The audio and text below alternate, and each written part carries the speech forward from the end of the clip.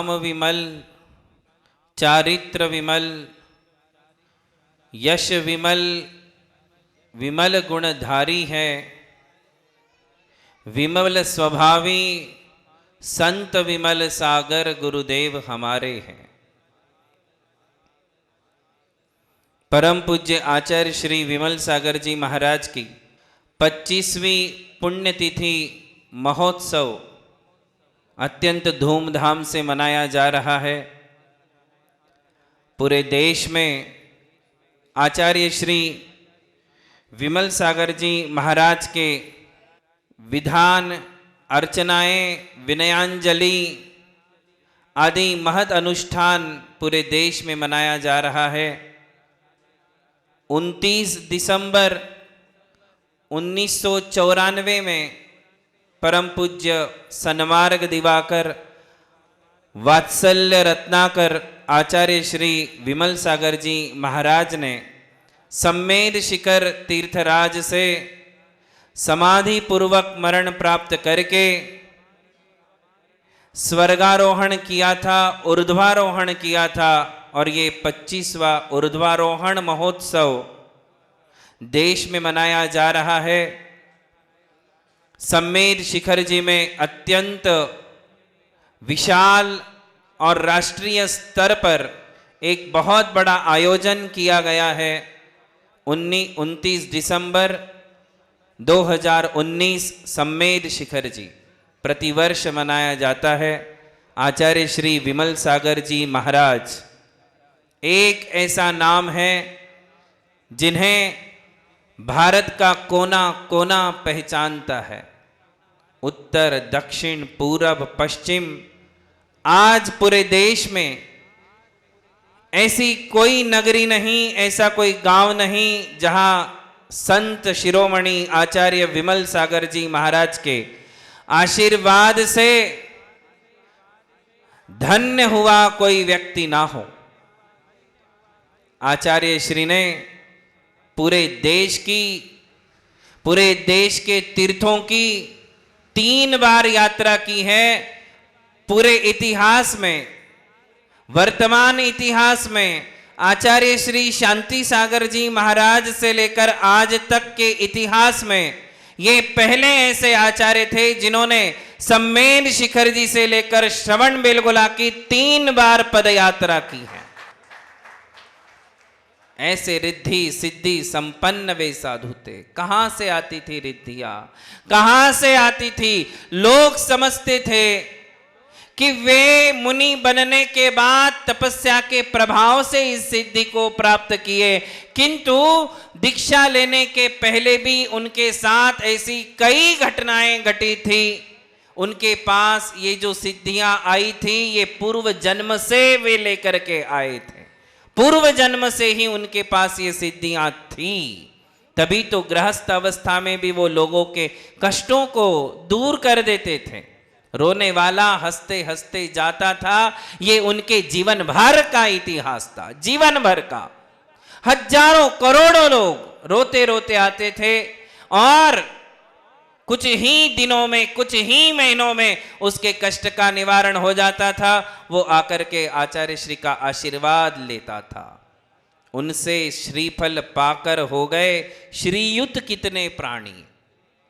श्रीफल, पिच्छी से श्रीफल पे आशीर्वाद देना उन्हीं से प्रारंभ हुआ था।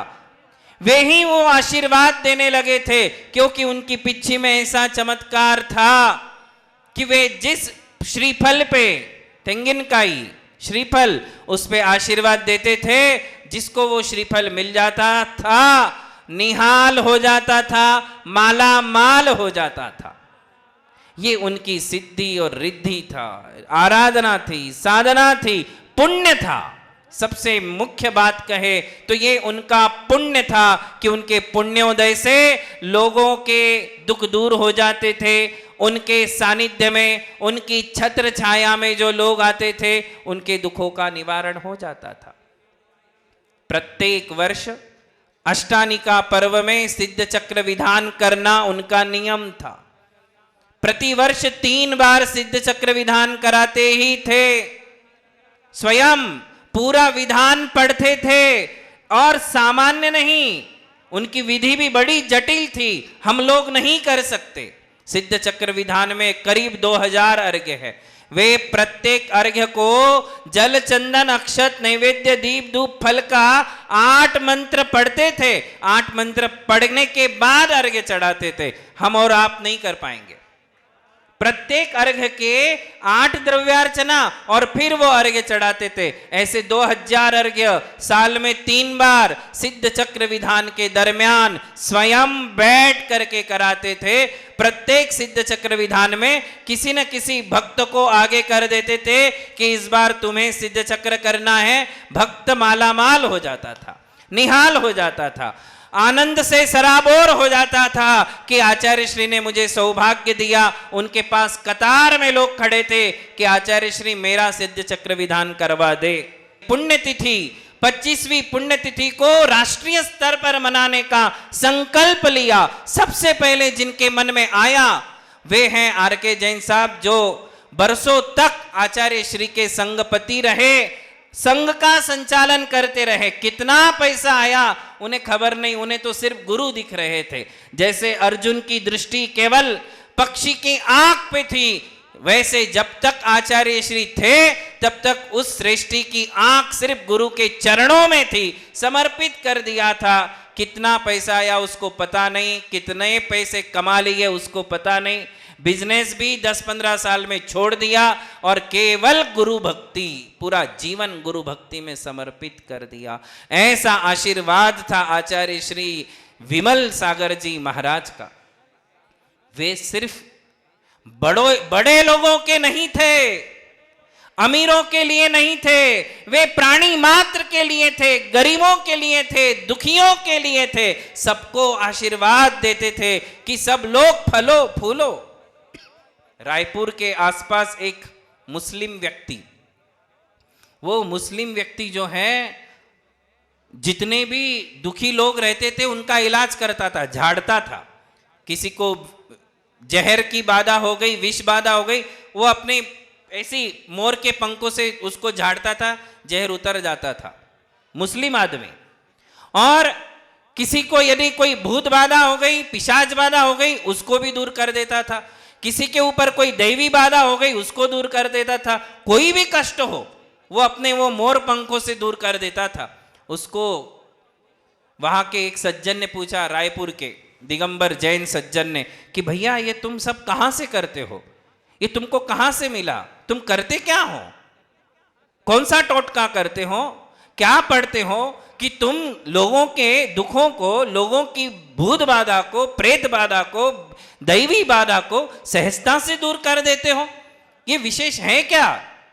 तो उसने कहा, भैया तुम तो जैन हो, मैं तुम्हें क्या बताऊं, तुम्हें बताते समय मुझे हंसी आ रही है कि मैं तो जन्म से मुस्लिम हूं, तुम जैन हो, और मैं कुछ भी नहीं कहता हूं, मैं तुम्हारे धर्म का नमोकार मंत्र पढ़ता हूं और नमोकार से लोगों की बाधाएं दूर करता हूं। मुस्लिम व्यक्ति कहता है। उस मुस्लिम व्यक्ति को पूछा कि तूने नमोकार सीखा कहां से? बोले एक बाबा जी आए थे, नंगे बाबा, वो नंगे बाबा मुझे नमोकार मंत्र सिखा के गए। उनका नाम विमल सागर था। क्या कहा? विमल सागर महाराज ने उसको नमोकार मंत्र सिखाया था। वो नमोकार मंत्रों से लोगों के दुख दर्द दूर करता था। ये विशेष चमत्कार आचार्य श्री में था। हमारे गांव में आए नहीं थे कभी विमल सागर जी महाराज। हमारे मामा के गांव तो आए थे जब मैं बहुत छोटा था, किंतु हमारे गांव में कभी नहीं आए थे।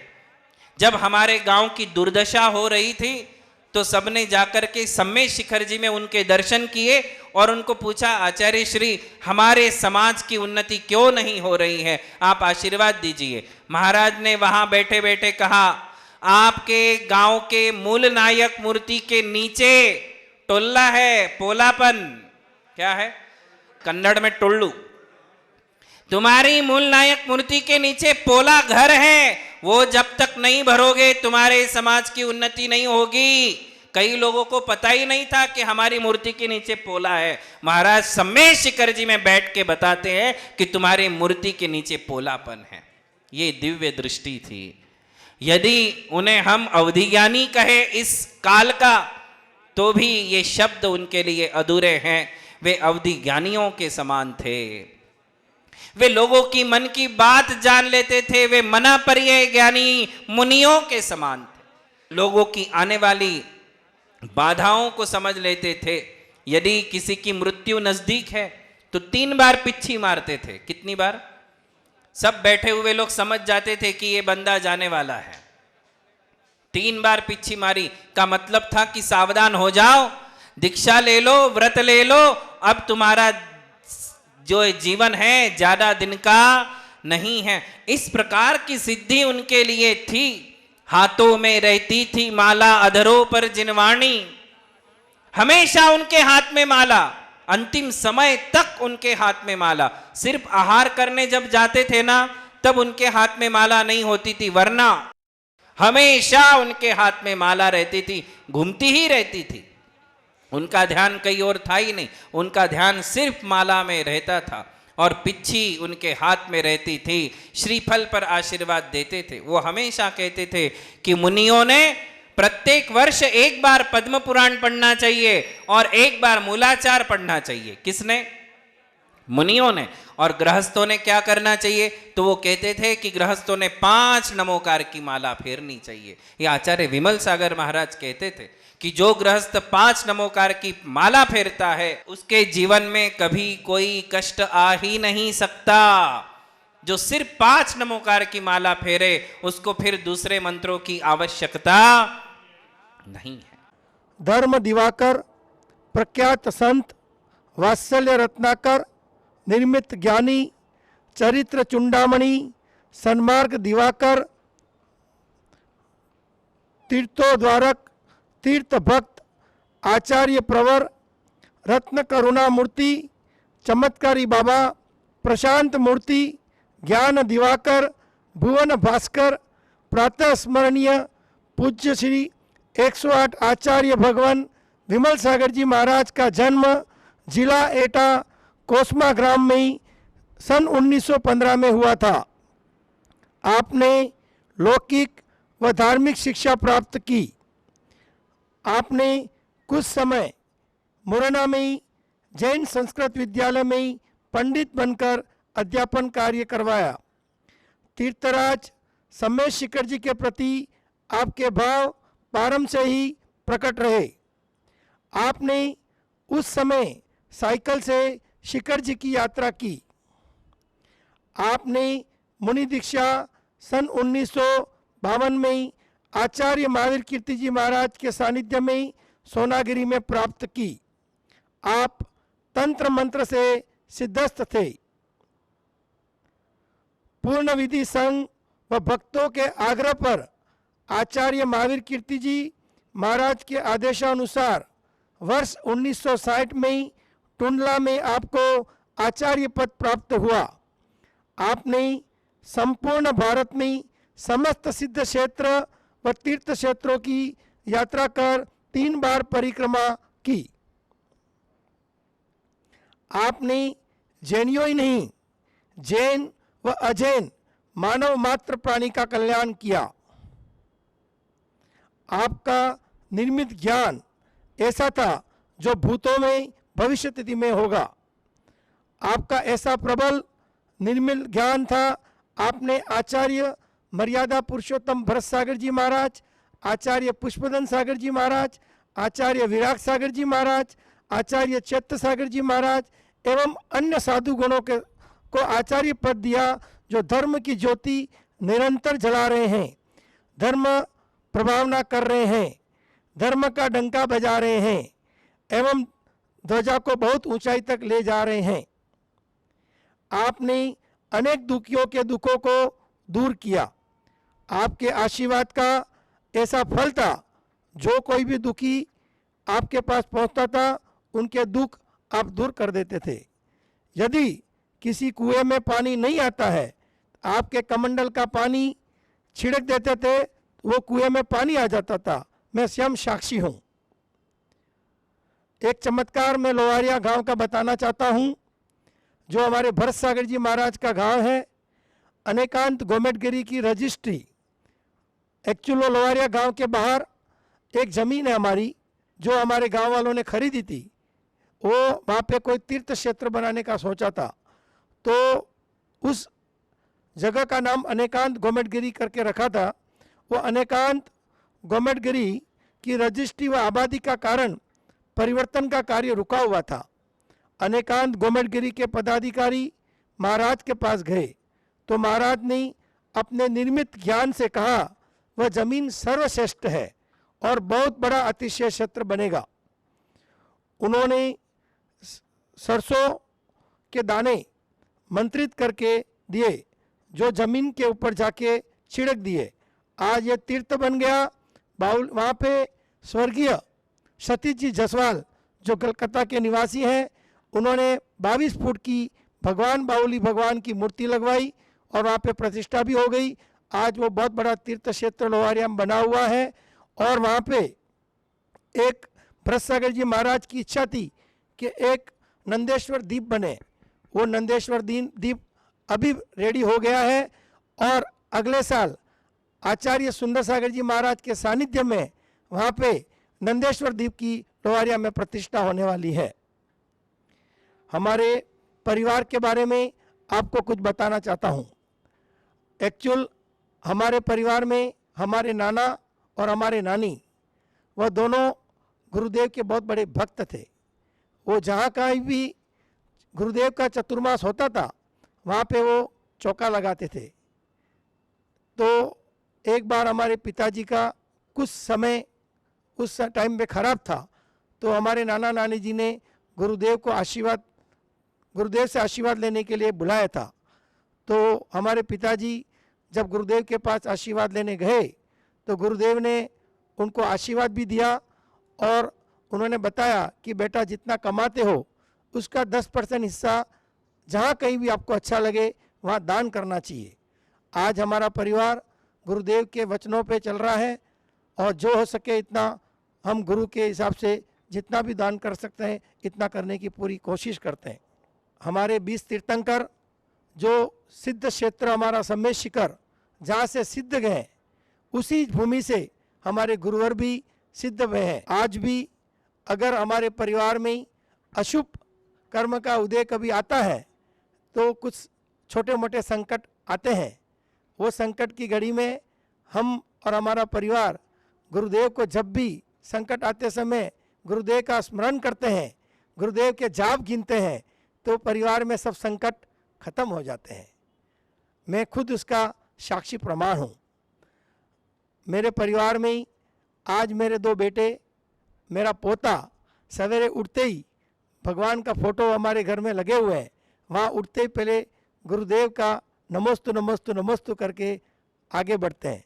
ये बहुत बड़ी संस्कारिक हमारे परिवार में गुरुदेव ने दिए हैं। आपसे विनंती करता हूँ कि गुरुदेव का समाधि 25वां समाधि ऊर्ध्वारोहण महोत्सव जो हम 28, 29, 30 दिसंबर सम्मेद शिखर सिद्ध क्षेत्र पे मनाने जा रहे हैं, आप सब परिवार सहित पधारिए।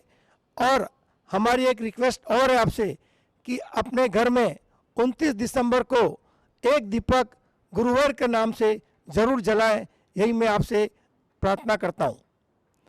बाकी हमारे गुरुदेव बड़े तपस्वी थे, बड़े निर्मित ज्ञानी थे और उनका आशीर्वाद हर किसी पे रहा है, यही मैं आप सबसे बोलना चाहता हूँ।